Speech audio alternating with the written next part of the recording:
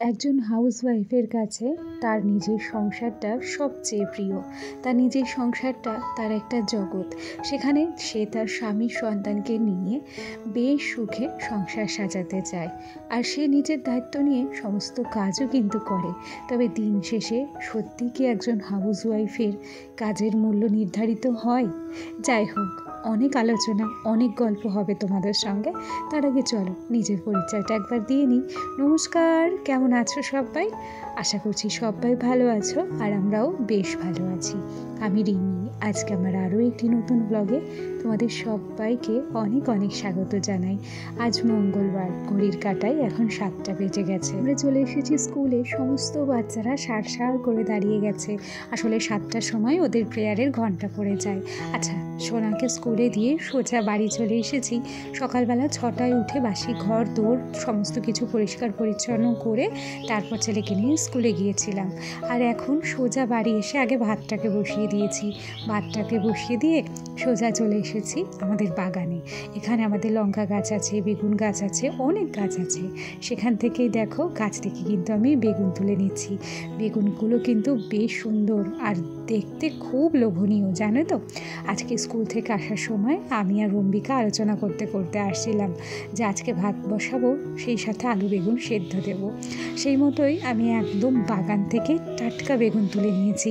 বেগুনগুলো দেখো কি দারুণ, গাছে প্রচুর বেগুন আছে। শুধু তো একটা দুটো গাছ নয়, আমাদের প্রচুর গাছ আছে। এই তো গতকালকে আমরা অনেক বেগুন, লঙ্কা, চাল কুমড়ো তুলেছি।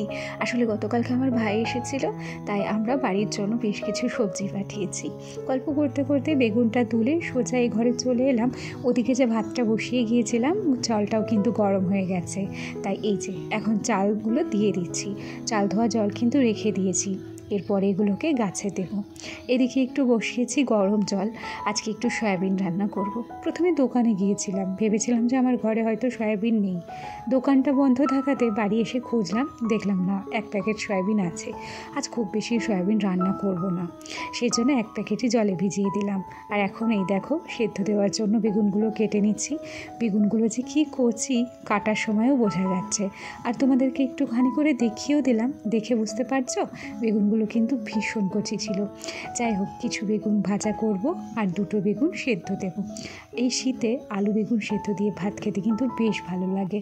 সেই সাথে যদি একটু লঙ্কা সেদ্ধ দেওয়া যায়, তাহলে কিন্তু সেদ্ধ মাখানোর টেস্ট আরও বেড়ে যায়। তবে আমি এবং আমার ছেলে খুব একটা লঙ্কা তো পছন্দ করি না, তাই লঙ্কাটা আর সেদ্ধ দিলাম না।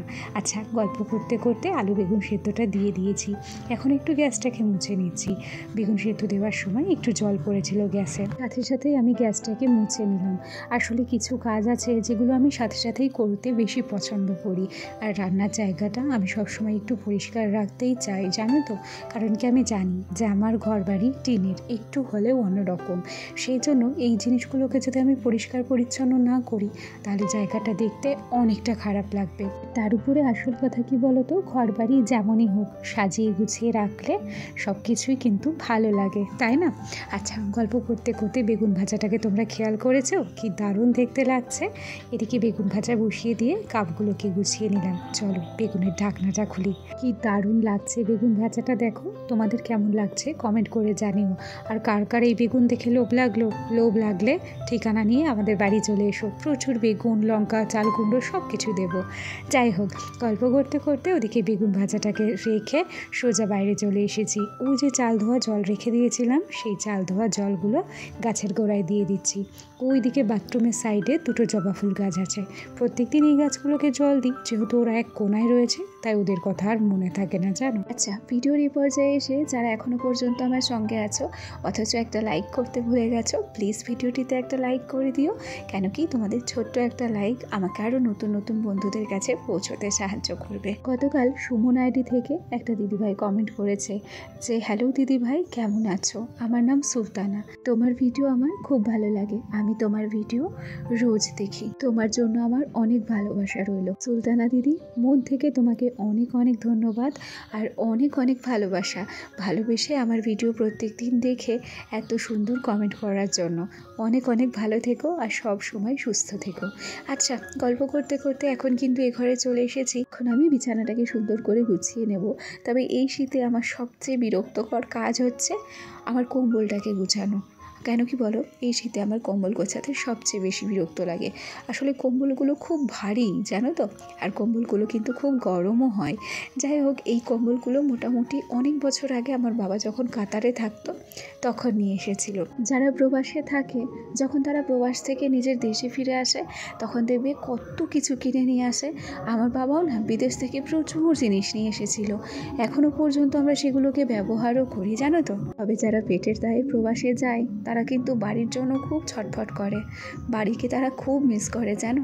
আমার বাবা থাকতো তো, আমার বাবা যখন চলে যেত আমাদের খুব খারাপ লাগতো, আবার যখন আমার বাবার আসার সময় হতো তখন কত আনন্দ হতো। আচ্ছা, তোমাদের সঙ্গে গল্প করতে করতে বিছানাটা গুছিয়ে সোজা চলে এলাম রান্নাঘরের দিকে। অফ ক্যামেরায় আমি সয়াবিনটা বসিয়ে দিয়েছিলাম, সেই সয়াবিনটা আমার হয়ে গেছে, ওদিকে বেগুন ভাজাও হয়ে গেছে, আর এদিকে দেখো আমার কিন্তু আলু বেগুন সিদ্ধ দিয়ে ভাতটাও রেডি।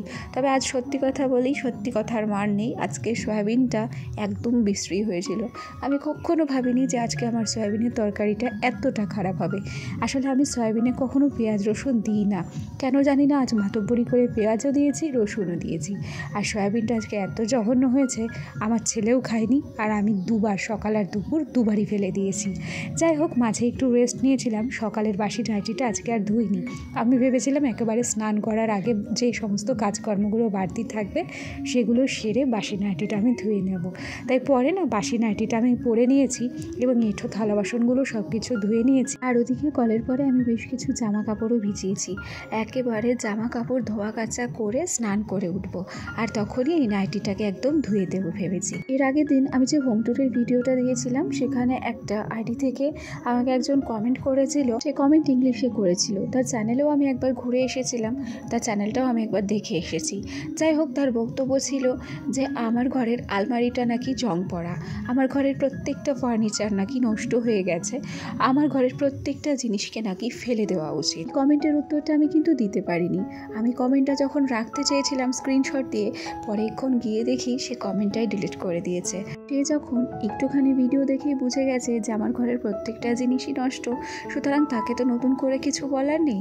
আমার এইটুকুই বলার ছিল যে গরিবের সংসার আমার, তাই গরিবের সংসারে আমি বিলাসিতা করি না, বিলাসিতা না করি আমার যে সমস্ত পুরানো জিনিসপত্রগুলো আছে সেগুলোকেই খুব যত্ন এবং ভালোবাসা দিয়ে গুছিয়ে সংসার করতে বেশি ভালোবাসি। তাই জং ধরা জিনিসপত্র আমার ঘরে আছে, থাক, আমি যতদিন পারবো এগুলোকে যত্ন করে রাখার চেষ্টা করব।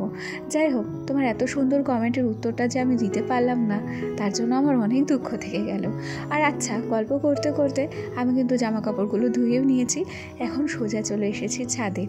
ছাদের পরিবেশটা এতটা সুন্দর, তবে এখানে এতটা রোদের তাপ বিশ্বাস করো একটুও দাঁড়ানো যাচ্ছিল না। আচ্ছা, আমার আজকের ব্লগটি তোমাদের কেমন লাগলো কমেন্ট করে জানাতে ভুলো না। আজ তবে হাসি, আগামীকাল আবার দেখা হবে নতুন ভিডিওর সাথে।